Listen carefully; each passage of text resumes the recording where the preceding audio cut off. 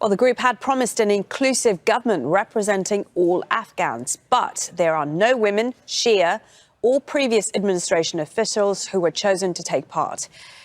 Let's go through the list. Acting Prime Minister Mohammad Hassan Akhund is a Taliban founding member. He served as Foreign Minister and Deputy Prime Minister during the group's last stint in power from 1996 to 2001. The Taliban co-founder, popularly known as Mullah Baradar, has been named as the Deputy Prime Minister. He headed the group's political office in Doha and has been the Taliban's most visible face in recent years. The acting defence minister is Mohammad Yaqub. He is the eldest son of the Taliban founder, Mullah Omar. He's a military commander and has rarely been seen in the public eye.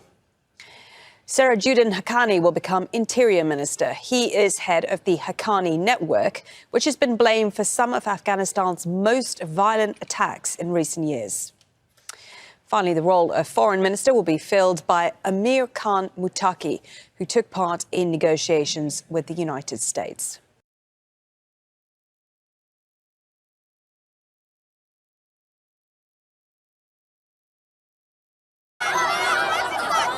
Death to Pakistan, the crowd chant.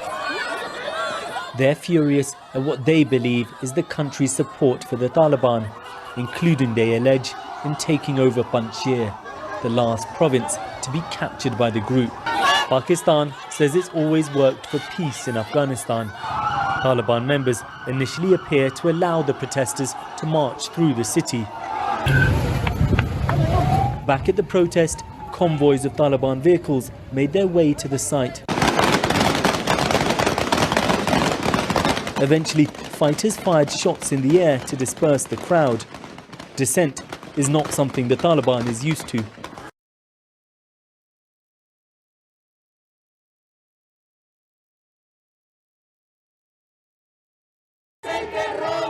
More than 1,000 people protested against Bitcoin in El Salvador's capital on Tuesday, rallying against its adoption as currency there amid a bumpy digital rollout. Protesters started at least one fire and set off fireworks in front of the Supreme Court. The government deployed armed police in San Salvador to control the crowds. Polls show many Salvadorans agree that Bitcoin is not stable enough, and it may not have helped proponents when earlier on Tuesday, those interested in downloading the Bitcoin digital wallet called Chivo found it was unavailable on popular app stores. The country's president, Nayib Bukele, tweeted out to companies like Apple to stock the app, and Huawei later did. The app proved unable to cope with user registrations, so it was unplugged in order to increase its capacity.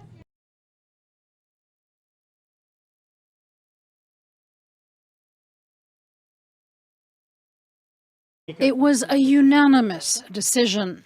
Mexico's Supreme Court has ruled that it is now unconstitutional across the country to prosecute women for having an abortion under the guidelines set out by the court. The move, the judges said, was a historic step for women's rights. But the issue is a divisive one in Mexico, the largest predominantly Catholic country in the world after Brazil. Abortion is legal in only 4 states. The other 28 states penalize it. While the ruling does not legalize abortion, it does prevent women from being prosecuted for having one. Outside the courthouse, both pro-life and pro-choice advocates gathered to express for some their joy and for others their disappointment.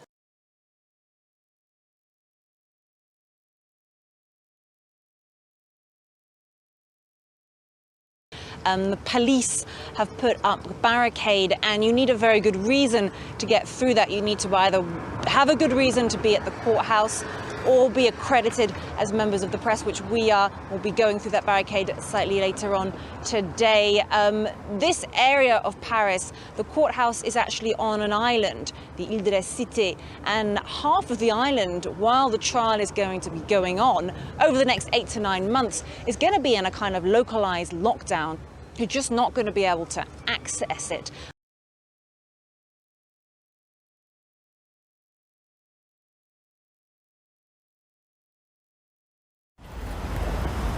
Four arrests in Hong Kong on Wednesday dealt a new blow to the city's opposition movement. Those detained are all members of the pro-democracy group that organises a yearly vigil in Hong Kong for the bloody crackdown in Tiananmen Square.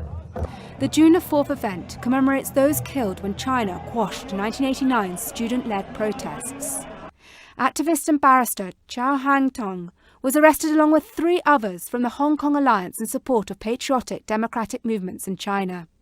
Last month, police had sent a letter to the organisation giving it until Tuesday this week to provide details of its membership, finances and activities. The letter accused the alliance of being an agent of foreign forces, adding that failure to comply with the deadline could result in a fine and 6 months in jail.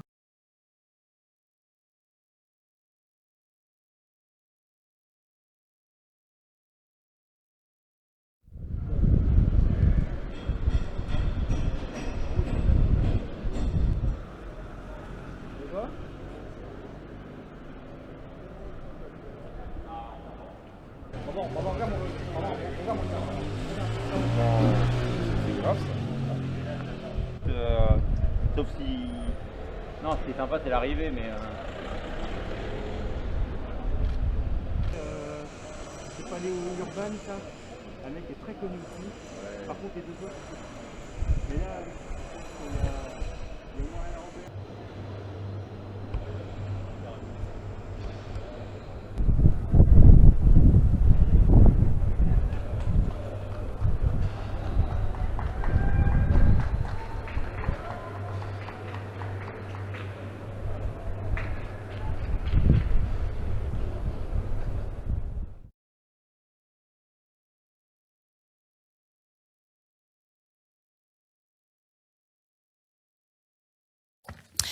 An earthquake has struck near the city of Acapulco in Mexico, close to the Pacific Ocean. The ground shook all the way to Mexico City, more than 300 kilometers north of the epicenter. The magnitude of the quake was 7.1 and a tsunami warning was issued. 1 person was killed after a utility pole fell on them. Mexican President Andrés Manuel López Obrador gave a televised address to the nation after the quake.